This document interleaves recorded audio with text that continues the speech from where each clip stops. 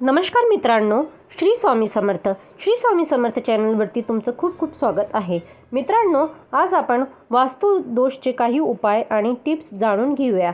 ते जाणून घ्यायच्या आधी आपल्या चॅनलवर नवीन असाल तर सबस्क्राईब करून घ्या. मित्रांनो, सर्वांसाठी वास्तुदोषविषयी खास माहिती जी कधी माहीत नसती. आरोग्यदायी जीवनासाठी झोपताना पूर्वाला व दक्षिणाला पाय करून झोपू नये.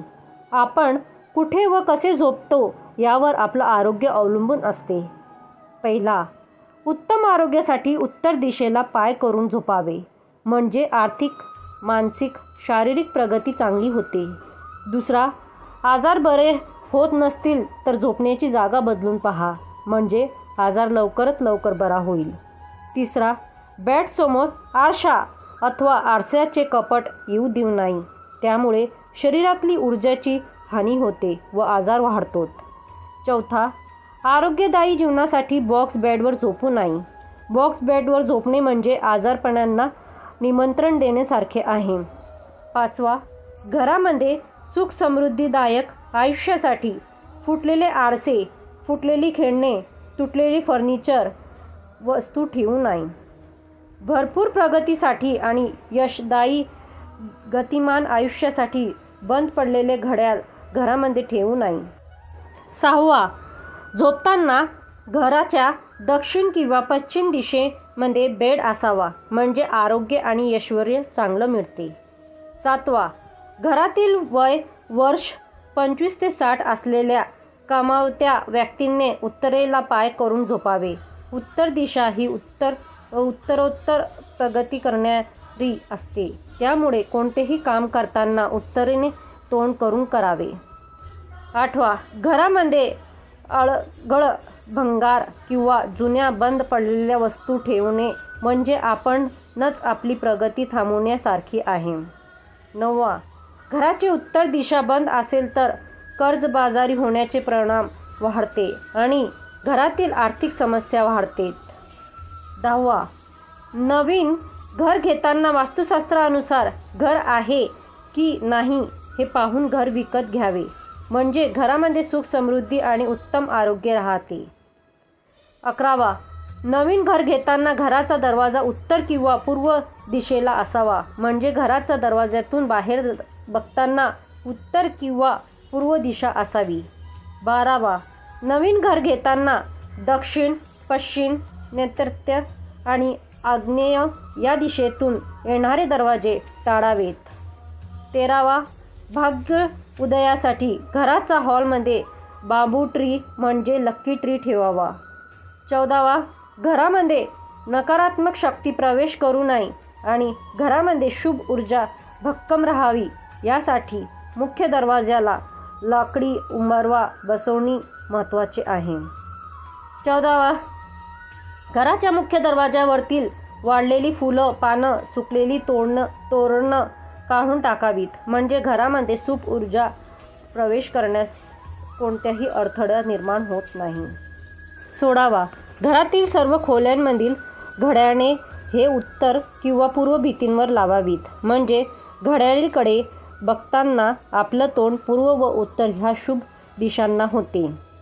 घरातील सर्व खोल्यांमधील कॅलेंडर्स ही पूर्व किंवा उत्तर भिंतींवर लावावीत, म्हणजे कॅलेंडरकडे बघताना आपले तोंड शुभ दिशांना होते.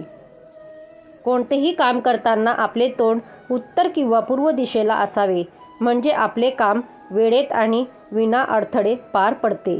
झोपताना कधीही दक्षिणेला पाय करून झोपू नये, त्यामुळे आजारपण वाढते आणि माणूस कर्जबाजारी होतो.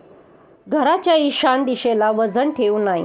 ईशान दिशा ही नेहमी हलकी आणि मोकळी ठेवावी, म्हणजेच घरामध्ये शांतता राहते.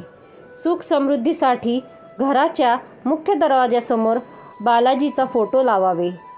बेडरूममध्ये देवघर किंवा देवाची मूर्ती फोटो असू नये. लाल, काळा, मरून हे 3 कलर घरामध्ये जास्त वापरू नयेत, यामुळे घरामध्ये सुख समृद्धीदायक आयुष्यासाठी अडचणी येऊ शकतात. झोपताना बेड स्विचबोर्ड पाशी येऊ देऊ नये, त्यामुळे निर्धारणाचे अडथळे येऊ शकतात. घरामध्ये नकारात्मक शक्ती प्रवेश करू नये म्हणून मुख्य दरवाजाजवळ तुळस असणे आवश्यक आहे. दरवाजाच्या चोकटीवर आतून बाहेरून विघ्नहर्त्यांचे म्हणजेच गणपतीची टाईल्स लावणे आवश्यक आहे. घराच्या प्रत्येक रूममध्ये खडे मिठाचे बाऊल ठेवावे. आठवड्यातून एकदा खडे मिठाच्या पाण्याने फरशी पुसणे, यामुळे घरामध्ये सुख समृद्धी राहते. मुलांची शैक्षणिक प्रगती चांगली होण्यासाठी त्यांना पूर्वेला डोके आणि पश्चिमला पाय करून झोपावे. मुलांचा उत्तम शैक्षणिक प्रगतीसाठी पूर्वेला तोंड करून अभ्यासाला बसवावा. लहान मुलांना घराच्या नैऋत्य दिशेमध्ये झोपू नये, त्यामुळे त्यांची शैक्षणिक प्रगतीत अडथळे येऊ शकतात. घरामध्ये पैसे, संपत्ती, ऐश्वर्य टिकून राहण्यासाठी घराच्या नैऋत्य दिशेमध्ये तिजोरी किंवा पैशांचं कपाट ठेवावे. घरामध्ये शैक्षणिक आर्थिक प्रगती व्हावी यासाठी भडक रंगाचे कपडे वापरणे टाळावे. ईशान्य दिशेला वास्तुदोष असेल तर मुलांच्या शिक्षणावर आणि आरोग्यावर खूप वाईट परिणाम होतात. नवीन घर बांधताना किंवा विकत घेताना घराचे आकार आयताकृती किंवा चौकोनी असावा. मुलांच्या उत्तम शैक्षणिक प्रगतीसाठी सरस्वतीचे प्रज्ञावर्धन स्तोत्र आणि गणपती अर्थशीर्ष मुलांनी रोज म्हणावे. मित्रांनो, हे काही सोपे उपाय आहे, ते तुम्ही अगदी रोज आपण करू शकतात. तर मित्रांनो, हे उपाय करून बघा, नक्की तुम्हाला याचं फल प्राप्त होईल. मित्रांनो, व्हिडिओ आवडला असेल तर चॅनलला सबस्क्राईब करा आणि व्हिडिओला लाईक करायला विसरू नका. श्री स्वामी समर्थ.